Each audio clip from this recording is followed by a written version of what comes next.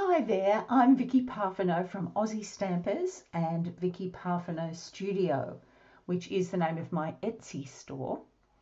Today I'm going to be doing a journal page in my Dilutions journal, and this is the Dilutions journal from Ranger, and it has the backgrounds in it, and I've done quite a few pages in this journal. And you can see I'm using these little clips. I think these are great for holding your journal nice and flat. So I'm going to use those on my title page, and they're going to hold this page flat again. Before I do that, I want to show you that there is a little bit of bleeding through that happens when you have Copics on the other side, and on the back of it as well. That was a little bit of bleed through, but that doesn't concern me. They're nice thick pages. And I'm going to be stenciling over a lot of this page with Distress Oxide inks anyway. So what I want to do first is to adhere the pages together so that I can keep it fairly flat. I'm going to choose spots that I don't think are going to show up where my stenciling is going. So I've chosen a stencil here, which is an art stencil. This is by Rebecca Meyer Designs. It's a 6x6 stencil, and I'm going to do my stenciling with that, and that's going to be the main element of the page. And I also want to add some stamping. Now I have this gorgeous stamp set here. This is from the Unity Stamp Company. It's Donna Downey Studios. It's Art and Possibilities. Now it's all, if I bring it up where you can see, I don't think the camera can pick it up. It will come out better when I stamp it, but it's all quotes to do with art. So because this is an art journal, the first page is going to be dedicated to art as the title page. So I have done some other title pages in my art journals using this same concept of using the word art. You may have seen the art journal I made for myself and bound out of watercolor paper, and I have a lot of things in here that are examples of things that I've been doing as, I guess, experiments in how to do certain things. So that's one of my pages there. But with the art, A-R-T, it's very similar to this. So I was drawn to this stencil. I thought, oh, it's almost exactly the same. So I made a cover for this with the word art, and then inside I used the word art as a stencil. And it was actually cut out from these words, and then I used it inside. So I really like that idea. Art makes me happy. So I want this to speak to being an art journal as well. So I'm going to show you how I'm going to do this. I'm going to be using Distress Oxide inks, which I love for blending. They're really easy. If you find blending difficult with regular inks, you have to try the Distress Oxide inks. They make it so much easier for you. It's really a no-fail method. You can't go wrong. Now I'm going to get my colors out. I have Shaded Lilac as my lighter color, and I have Wilted Violet as my darker color. And against these pink and orange on this page, I'm really excited to see how this turns out. So I'm going to go straight in with my stenciling to begin with, and then I'm going to do some stamping in Tuxedo Memento Black ink. And I have my stamps all lined up on blocks ready to go from the Donna Downey Studios stamp set, Art and Possibility. So let's get cracking. I have some purple Nouveau drops, which I think match beautifully with that Wilted Violet shade. So I'm going to be using those right at the end to add a little bit of dimension. I also have my blending tools, and I have a water spritzer. So one of the things that happens when you use Distress Oxide is if you give it a spritz with water, it will start activating, and it's really an interesting result. You'll see that happen on the page. So this is the Shaded Lilac. I'm just going to hold it firm. What I'm going to do is I'm going to shade the top of the A, the bottom of the R, and the top of the T. You can see how I'm doing that there. Just make sure you don't move it. You could tape it down if you wanted to, but I'm not too concerned about that. I'm pretty sure I can hold it fairly steady. And then I'm going to do the rest of the A, the rest of the R, which will be the top section, and the bottom of the T with the wilted violet. And then I'm going to bring in the paler colour and just add a little bit to blend the two together. Now I'm going to start blending into the rest of this stencil. And I might move it around a little bit so that it covers the whole page. So I'm going to start moving it at this point. There's my word art, and I'm going to bring in bits and pieces of the stencil. And there's no right or wrong with this. It's quite splotchy, which is cool. It's one of the ideal shapes to use when you're starting out with blending. And if you're not too confident, it's a good way to start because you really can't go wrong. I like the look of that. These little splotches I quite like, so I'm going to bring some of those in down the bottom as well, and I'm going to reverse them. I'm going to have this lilac at the top, and I'm going to have the wilted violet down the bottom. And I think that looks pretty special, and it goes really well with that page that I've chosen.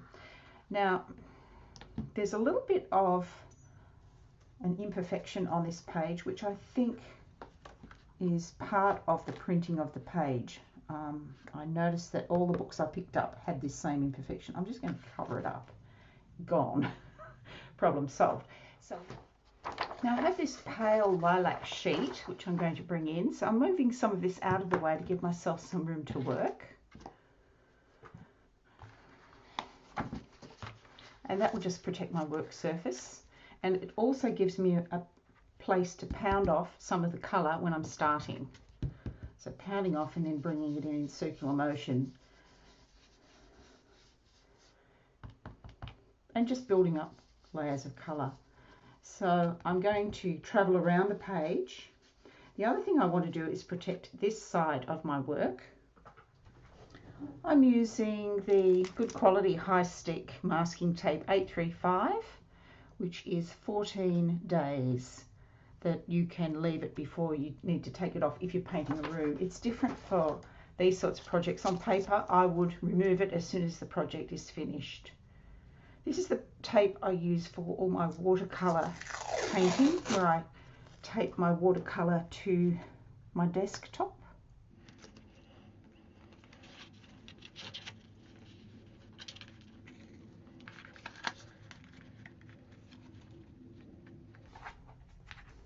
And if you tape it to your paper, you're not going to end up with oxide on the front of your note cover here or your journal cover. And I'm just going to utilise my clips to hold things together and just continue to do some blending.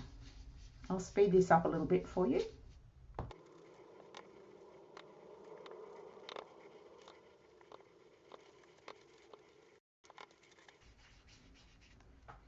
What you'll notice about the oxide inks is you can layer a lighter colour over a darker colour, and rather than blending into it, it will actually sit on top of it. I love these oxide inks. They really are foolproof.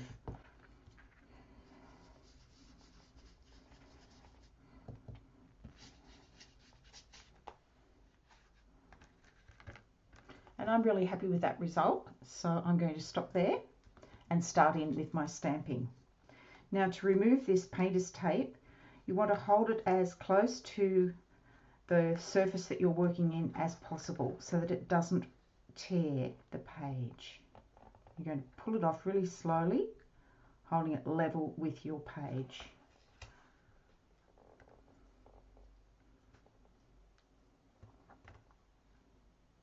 Now, next thing I want to do is get my stamping done.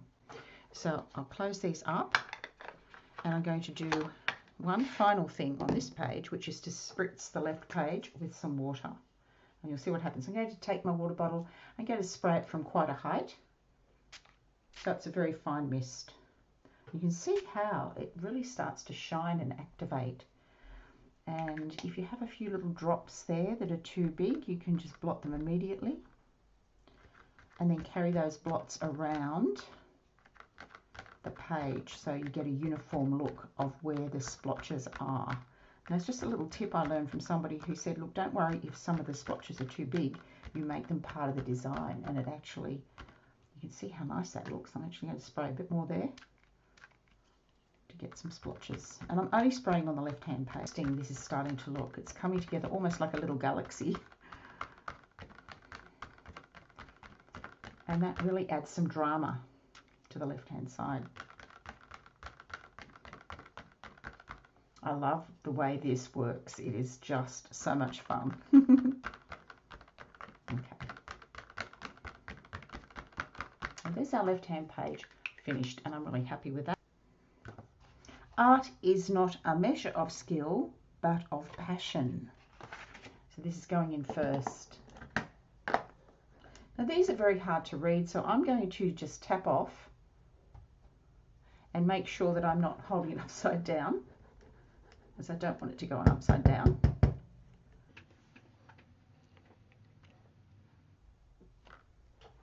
Beautiful. The next one is Inspire and Create.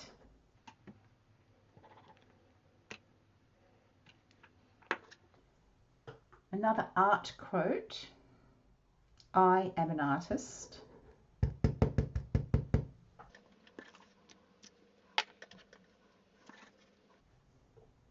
Each time I'm tapping off to make sure it's the right way up. This one says, art makes me happy.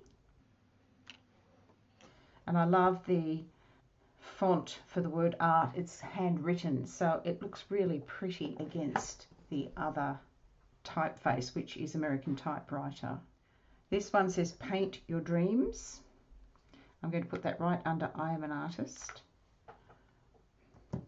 Two more. Another art quote, which is make art every day.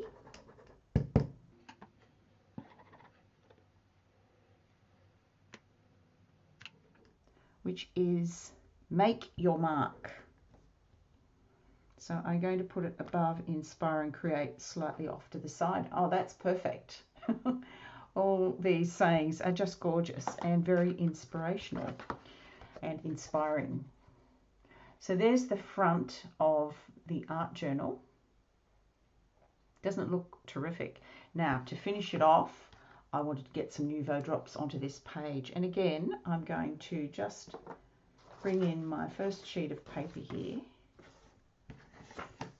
And I'm going to get it started, because often there is a little airlock in the top of it, and you don't want that to spoil your first circular piece that you make.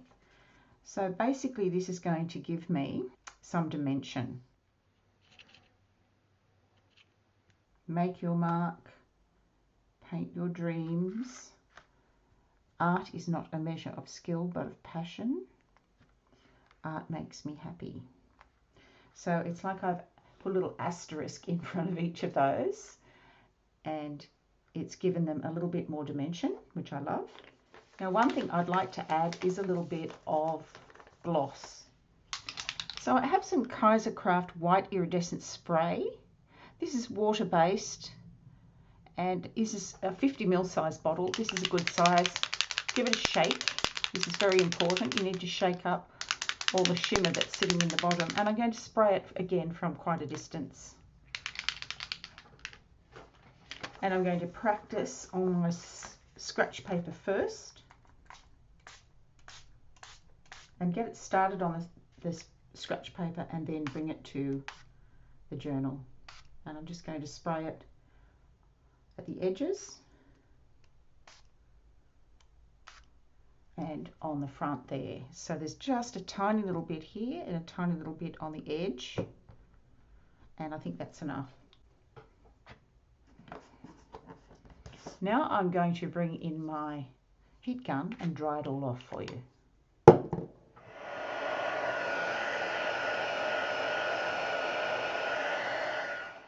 Now you want to clean off your stencil right away in some warm water and just dry it on a paper towel so that you can use it again with different inks. And I also plan on using some of these parts of the stencil in other parts of the journal, so that these elements speak to each other on pages further into my book, so that we've got a bit of a theme happening. So there's our page finished. I'm going to bring it up and show you. Take off the clips. So you can see how those Nuvo drops are acting like little asterisks in front of each of the art statements. You can see the gloss on here from the white iridescent spray. You can see where the oxides have been activated with the water spray. You can see how the blending is so smooth. This is really, really simple. I've always had problems blending, and then when I discovered these oxide paints, I knew that my problems had been solved. So this is the first cover page in my art journal, so it's the title page.